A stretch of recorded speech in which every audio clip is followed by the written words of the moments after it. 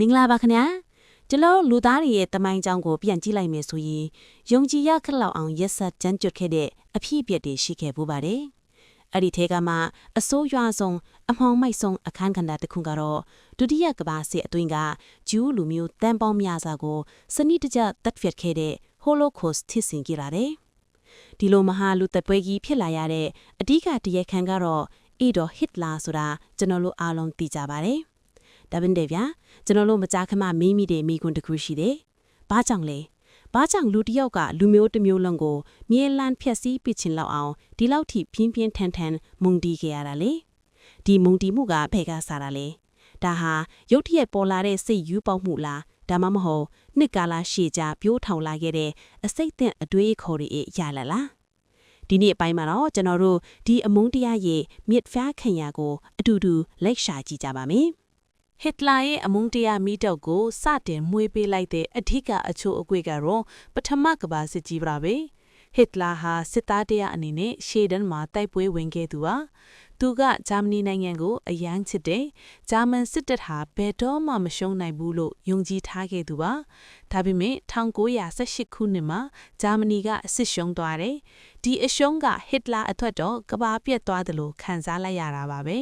သူလက်မခံနိုင်ခဲ့ဘူးဒီအချိန်မှာပဲဂျာမနီနိုင်ငံရေးလောကမှာအန်ဒီရဲ့ရှိတဲ့ကောလာဟလတစ်ခုပြန့်နှံ့လာတယ်။အဲ့ဒါကတော့နောက်ကျောကိုဓာတ်နဲ့ထိုးခြင်း step in the back myth ဆိုရဲယုံတန်းစကားပါပဲ။ဂျာမန်စစ်တပ်ကစစ်မြေပြင်မှာမရှုံးခဲ့ပါဘူးတဲ့။တိုင်းပြည်အတွင်းမှာရှိတဲ့သစ္စာဖောက်တွေအထူးသဖြင့်ဂျူးလူမျိုးတွေကွန်မြူနစ်တွေကဆန္ဒပြပွဲတွေလို့တပိတ်တွေမောက်ပြီးနောက်ကျောကနေဓာတ်ငိန်ထိုးလိုက်လို့သာစစ်ရှုံးရောက်တာပါဆိုပြီးမိုင်းတိုက်ကြတယ်။ဒါဟာလုံးဝလိန်ညာမှုတပတ်ပါပဲ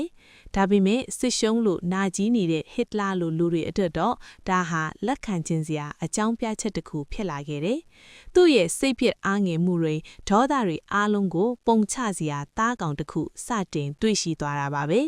ဒါပေမဲ့ဒီအမုန်းတရားကစစ်ပြီးမှရုတ်တရက်ပေါ်လာတာတော့မဟုတ်ဘူးဗျာစစ်မဖြစ်ခင်1908ကနေ1913လောက်အထိဟစ်တလာဟာဩစတြီးယားနိုင်ငံဗီယင်နာမြို့မှာနေခဲ့ဘူးပဲအဲ့ဒီအချိန်ကဗီယင်နာဟာအမှုပညာမြို့တော်ဖြစ်တယ်လို့တစ်ဖက်မှာလည်းဂျူးဆန့်ကျင်ရေးဝါဒတွေအရန်ကိုလွှမ်းမိုးနေတဲ့မြို့တစ်မြို့ဖြစ်နေခဲ့တယ်မြို့တော်ဝင်ကိုတိုင်ကသူ့နိုင်ငံရေးအာဏာရဖို့အတိုင်းဂျူးမုန်တီရေးဟောပြောချက်တွေကိုလူလူကြားမှာတွင်တွင်ကျဲကျဲအသုံးပြုနေတဲ့အချိန်ပေါ့လူငယ်လေးဟစ်တလာဟာအဲ့ဒီဝင်းကျင်မှာကြီးပြင်းခဲ့ရတယ်လမ်းဘေးဒီမှာဝေးငားနေတဲ့ဈေးပေါ်ပေါ်လူမျိုးရေးခွဲခြားတဲ့စာဆောင်တွေကိုသူဖတ်တယ်အဲ့ဒီစာဆောင်တွေထဲမှာဂျူးတွေကစီးပွားရေးကိုလက်ဝါးကြီးအုပ်ထားတယ်ဂျာမန်လူမျိုးတွေကိုသွေးဆုပ်နေတယ်ဆိုတဲ့အစိတ်သင့်အတွေးခေါ်တွေကိုနေ့စဉ်နဲ့အမျှရိုက်သွင်းကန်ခဲ့ရတယ်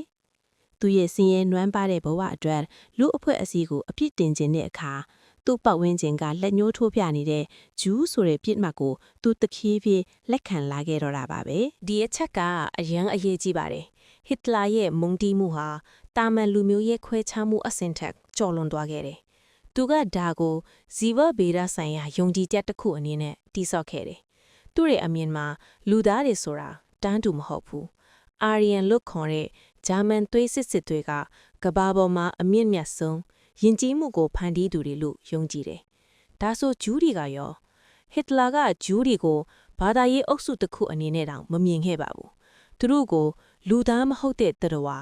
ဂျာမန်လူမျိုးတွေရဲ့တန်ရှင်းမှုကိုဖျက်ဆီးမဲ့ကပ်ပါကောင်တွေယောဂပိုးမွားတွေလို့သတ်မှတ်ခဲ့တယ်။စဉ်းစားကြည့်ပါလူတစ်ယောက်ကိုလူသားဖြစ်ကနေရှော့ချလိုက်ပြီးယောဂပိုးမွားတစ်ခုလို့သဘောထားလိုက်ပြီးဆိုရင်အဲ့ဒီပိုးမွားကိုတုတ်တင်ရှင်းလင်းဖို့ဆိုတာသူတို့အတွက်တရားမျှတတဲ့လုပ်ရက်တစ်ခုဖြစ်သွားရောဒါဟာအင်မတန်ကြောက်မက်ဖွယ်ကောင်းတဲ့အတွေးခေါ်အစိတ်သိမ်းမှုပါပဲနောက်ထပ်တွန်းအားတစ်ခုကတော့စီးပွားရေးပါပဲပထမကမ္ဘာစစ်အပြီးမှာဂျာမနီနိုင်ငံရဲ့စီးပွားရေးကပြာပုံဘဝရောက်သွားတယ်ငွေကြေးဖောင်းပွားမှုတွေအလုံးလက်မဲ့ပြစ်တကားတွေနဲ့ပြည်သူတွေငက်ပြတ်နေကြတယ်လူတွေဆင်းရဲဒုက္ခရောက်နေတဲ့အချိန်မှာအဖြစ်ပုံချစရာတယောက်ယောက်ကိုရှာတက်ကြစမြဲလေးဟစ်တလာကဒီအခွင့်အရေးကိုကောင်းကောင်းအသုံးချရတယ်သူကပြည်သူတွေကိုပြောတယ်ခမည်းတော်ဆင်းရဲနေတာငက်နေတာဘယ်သူကြောင့်လဲသိလားဂျူးဘန်လူကန်ရှင်တွေဂျူးအငင်းရှင်တွေကခမည်းတော်စီကငွေတွေကိုခေါင်းပုံဖြန့်ဒီလို့ပဲဆိုပြီးဝါဒဖြန့်တယ်တကယ်တမ်းကျတော့ဂျူးလူမျိုးအများစုကလည်းတာမန်လူဒန်းစားတွေပါပဲ ဒါပေမဲ့အောင်မြင်နေတဲ့ဂျူးစီဝါရေးသမားအ ਨੇ စုကိုလက်ညှိုးထိုးပြပြီးလူမျိုးတစ်မျိုးလုံးကိုမုန်းတီးအောင်မနာလိုထီအောင်သူလှုံ့ဆော်ပေးခဲ့တယ်။သူ့ရဲ့နိုင်ငံရေးအာဏာရရှိရေးလမ်းကြောင်းအတွက်ဂျူးတွေကိုဓာတ်စကန်လုပ်ခဲ့တာပါ။ဂုံကျုပ်အနေနဲ့ပြောရရင်ဗျာ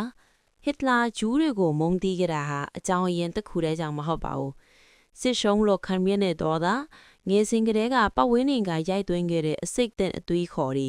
သူ့ကိုယ်ပိုင်မဟာလူမျိုးကြီးဝါရနဲ့နိုင်ငံရေးအရာအမျက်ထုတ်လို့မှုတွေဒီအချက်တွေအားလုံးပေါင်းဆက်သွားတဲ့အခါမှာတော့ကဘာကြီးတစ်ခုလုံးကိုမီးဟုံဟုံတောက်စေခဲ့တဲ့မုန်းတီးမှုကြီးဖြစ်ပေါ်လာခဲ့တာပါပဲဒီသမိုင်းကြောင်းကကျွန်တော်တို့ကိုပေးတဲ့သင်ခန်းစာကတော့အရင်ရှင်းလင်းပြီးလေးနက်ပါတယ်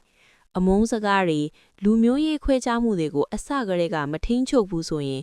လူတစုကိုအဖြစ်ပုံချပြီးဓာတ်စကန်လုတ်တက်တဲ့အလေးထားတွေကိုခွင့်ပြုထားမယ်ဆိုရင်နောက်ဆုံးရလက်ကဘလောက်ထိဆိုးရွားသွားနိုင်လဲဆိုတာပါပဲ။သမိုင်းဆိုတာမေ့ပြစ်လိုက်ဖို့မဟုတ်ပါဘူး။သင်ခန်းစာယူပြီးနောက်ထပ်မမားအောင်တတိထားဖို့ပါ။ဒီနေ့အစီအစဉ်ကိုတော့ဒီမှာပဲရပ်နားခွင့်ပြုပါ။နားဆင်ပေးကြတဲ့အတွက်ကျေးဇူးတင်ပါတယ်။